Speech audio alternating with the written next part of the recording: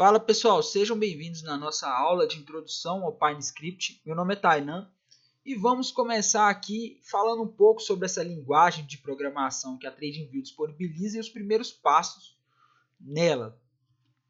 Bem, primeiramente, o que é o PineScript? O PineScript é nada mais nada menos que a linguagem de programação que a TradingView desenvolveu para que você possa escrever seus indicadores, criar seus indicadores e usar eles nos gráficos da TradingView. E também para que você possa realizar backtests. O que seria isso? Você tem uma estratégia com indicadores que você quer ver qual que vai ser o resultado dela para operar. Por meio da plataforma da TradingView, você pode criar estratégias e testar essas estratégias, ver como é o desempenho dela utilizando a linguagem PineScript. Pessoal, sempre que você for começar um código, você vai ter uma função obrigatória nesse código. Se você estiver querendo criar um indicador, escrever o código de um indicador, você vai usar a função study ou study, a primeira função. E sempre que você for desenvolver um backtest, ou seja, você quer testar uma estratégia, você vai começar com a função strategy ou strategy, como alguns preferem chamar. Então, se você colocou a função study no início do seu código, você está dizendo para a TradingView, olha, eu quero criar um indicador, quero escrever um indicador aqui. E aí ela já vai automaticamente dar as condições para você criar o indicador. Se você coloca strategy, automaticamente ela já vai entender que você vai testar uma estratégia. No nosso curso, a gente não vai falar muito de como criar indicadores, tá? A gente não vai falar, porque o nosso objetivo aqui é trabalhar com backtests, testes de estratégias. Mas a gente vai dar uma breve pincelada sobre a função study, porque ela tem algumas coisas em comum com a função strategy. E, pessoal, então sempre que você for programar um indicador, função study, tá? A função study tem a seguinte estrutura. Primeiro você vai colocar study e entre parênteses você vai colocar os argumentos e as variáveis da função. Eu não vou comentar aqui sobre todos os argumentos da função study. Eu vou comentar sobre os principais. O obrigatório é o title.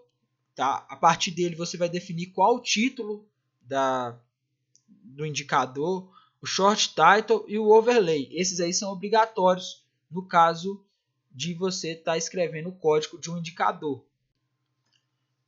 Quando vocês forem usar a função title, quando vocês forem usarem o title, vocês forem definir o title, que é obrigatório dentro da função study, vocês vão ter que escrever entre aspas, tá? Por exemplo, aqui a gente tem o título entre aspas, média móvel, e o que você colocar nessa função, o que você colocar em title, é o que vai aparecer quando você pesquisar na guia de indicadores pela TradingView o nome do indicador. Aqui está um exemplo com o indicador média móvel.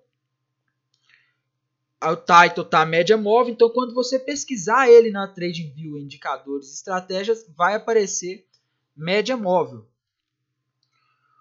Outro argumento importante aqui na função study é o short title, que é o título resumido que aparece na legenda do gráfico. Esse título ele já não é obrigatório, esse parâmetro não é obrigatório.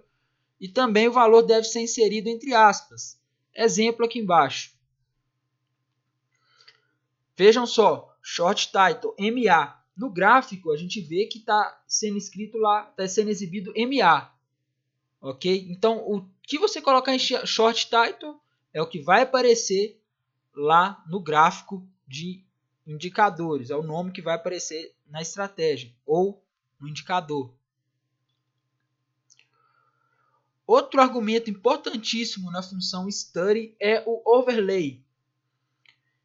Quando o overlay for verdadeiro, o indicador será sobreposto ao gráfico. Se ele for falso, o estudo é adicionado a um painel separado.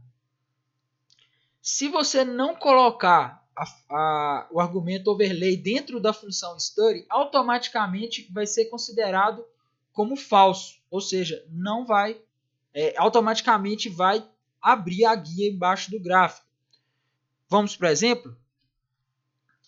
Aqui a gente tem o overlay igual a true. Quando o overlay é verdadeiro, igual a gente tem aqui no gráfico, o indicador ele vai aparecer junto com os candles, o indicador ou a estratégia que você está plotando no gráfico. Agora, se eu coloco o overlay igual a false, aí vejam só, o indicador que a gente estava plotando, ele aparece na guia embaixo do gráfico, igual o RSI aparece, igual o MACD aparece, o estocástico aparece. Então, ou seja, o overlay igual a false, o indicador, ou o que você está plotando no gráfico, vai aparecer na guia de baixo. Aqui está um exemplo, pessoal, onde a gente não colocou o overlay. Como eu havia dito, quando você não coloca o argumento overlay dentro da função study, automaticamente ele é falso. Então, automaticamente, o indicador ele vai ser plotado em uma guia separada dentro do gráfico. Ele não vai ficar junto com os candlesticks. Pessoal, esse aqui foi um breve resumo sobre a função study, tá? Eu falei dela porque esses argumentos que eu falei, title, short title e overlay, eles estão nas duas. E o meu objetivo é só dar uma pincelada para vocês entenderem. E a partir do momento que vocês já sabem como funciona o title, o short title e o overlay, a aplicação vai ser a mesma dentro da função strategy, beleza? Por essa aula é isso, pessoal. Se gostaram, deixa o like. E se vocês estão meio confusos, eu recomendo que vocês procurem os códigos abertos que tem na TradingView, mexam nos códigos, tentem alterar os parâmetros e ver como fica para vocês entenderem e começarem a se familiarizar com o PineScript, beleza? É isso aí, pessoal. Até a próxima aula. Valeu!